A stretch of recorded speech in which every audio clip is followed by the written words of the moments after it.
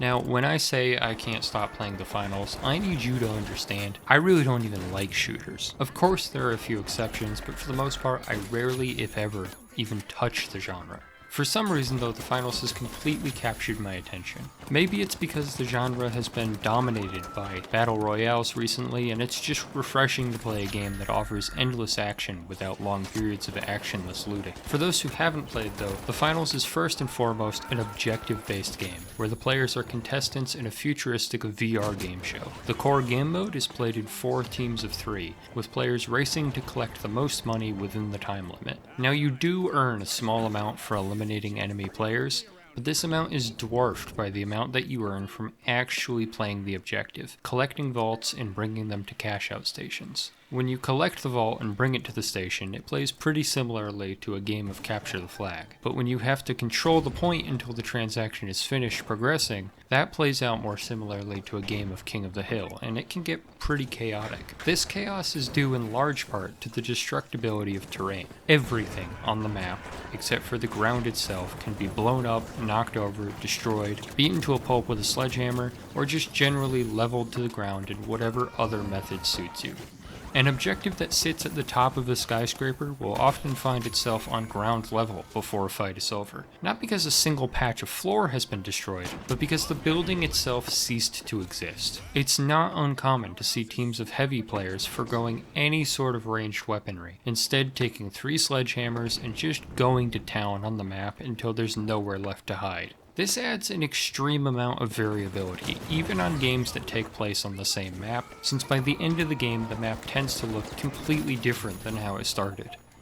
This variability is only increased by the customizable loadouts. You have your typical arsenal of guns available in most shooters, but it's joined by a diverse cast of slightly less conventional weapons, from daggers and swords to throwing knives and riot shields. An array of gadgets add utility, or in my case, just extra damage that doesn't require good aim, further augmenting your ability to fit your character to your playstyle. This can completely change your game experience, not only changing how you fight other players, but potentially changing the core strategy your entire team approaches the game with. These less conventional loadout options are possible in part because of how the game leverages its theme to create a less grim atmosphere than most other shooters. The Finals is a game show, after all, and it's not a game that takes itself too seriously. Seasonal events are almost always active, putting kind of silly twists on established game modes and handing out a pretty surprising amount of free cosmetics. But even in the core game, the game show theme is front and center.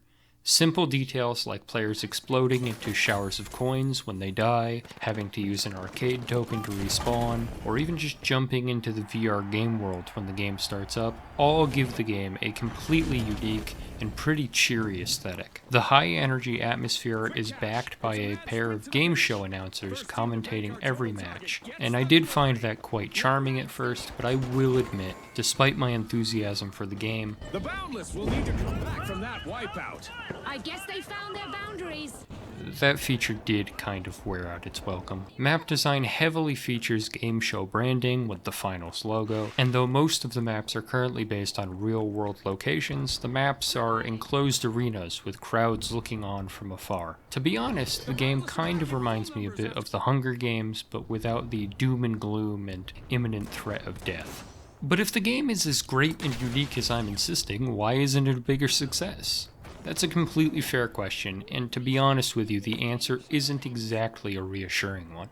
The Finals is a game of strategy and teamwork with a pretty significant amount of depth to it. Decision making and utility usage often matter significantly more than good aim.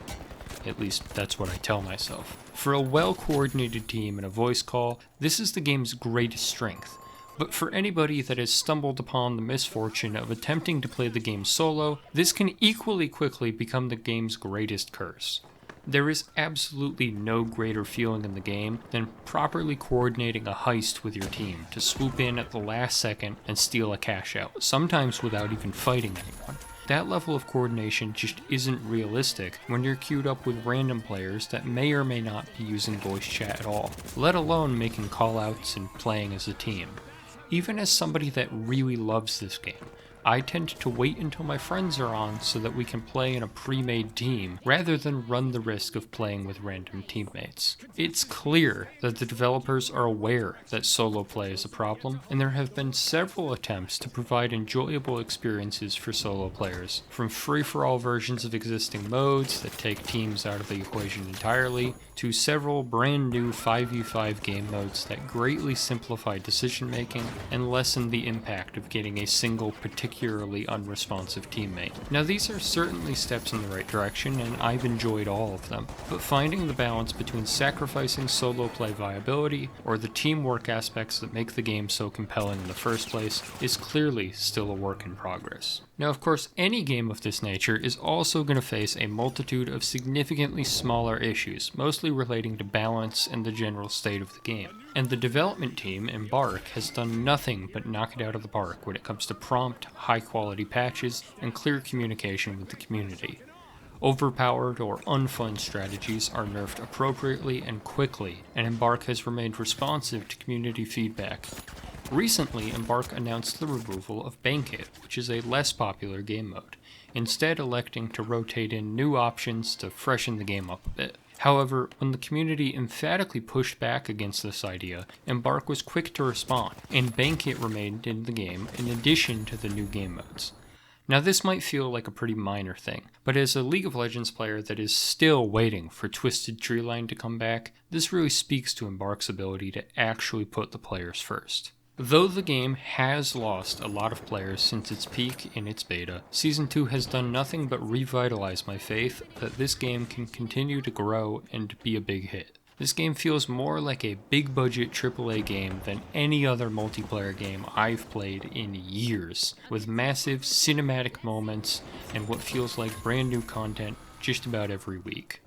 The game's format is so dynamic that the simple addition of a new gadget or weapon can completely turn the game on its head, and even a small variation in maps can change everything, let alone the addition of an entire new map.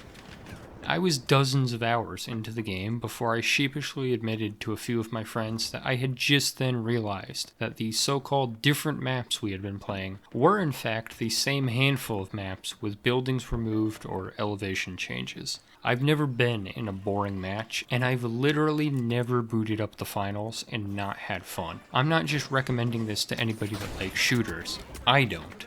I'm recommending this to anybody that likes video games, because this is what I had hoped video games would be like in the future as a kid. And if the finals fails, I don't want to see another decade of half-baked NBA 2Ks and laggy Pokemon games. Wow! A contestant from the Overdogs just swept an entire team off the board. Impressive!